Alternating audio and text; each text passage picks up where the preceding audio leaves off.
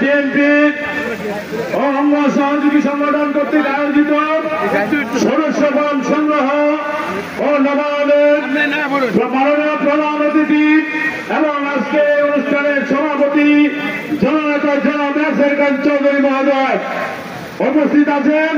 নান্দাইল উপজেলা বিএনপির সংগ্রামী সিনিয়র যুগ্ম আহ্বায়ক জনাব মিজানুর রহমান লিটন ভাই মঞ্চে উপস্থিত আছেন।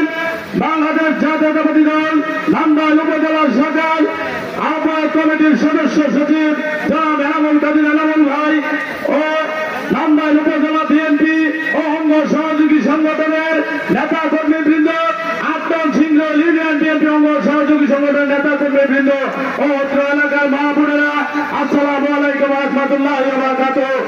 সংগ্রামী সাথী বন্ধুগণ, আমার নেতা জনতা ইয়াসির চৌধুরী মহোদয় আমাদের মাঝে উপস্থিত হয়ে উপস্থিত হয়েছেন, সেজন্য আমি আমার এলাকাবাসীর পক্ষ থেকে এবং আটন সিংহ ইউনিয়নবাসীর পক্ষ থেকে লাল গোলাপ শুভেচ্ছা ও স্বাগত জানাচ্ছি। সম্মানিত উপস্থিতি, আমি একটি কথা বলে আমি আমার বক্তব্য শেষ করব। আপনারা জানেন নান্দাইলের একমাত্র বিএনপির গার্ডিয়ান জননেতা ইয়াসির চৌধুরী মহোদয়, ওরা আপনারা তো শুনেছেন মেসির নাম, ওরা শুধু গোল করে যাচ্ছেন।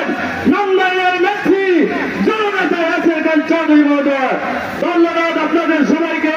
আসসালামু আলাইকুম ওয়া রাহমাতুল্লাহি ওয়া বারাকাতুহু। এ পর্যায়ে সংক্ষিপ্ত বক্তব্য রাখার জন্য বাংলাদেশ জাতীয়তাবাদী দল নান্দাইল উপজেলা শাখার অন্যতম জনাব আব্দুল হান্নান চান্দিয়া।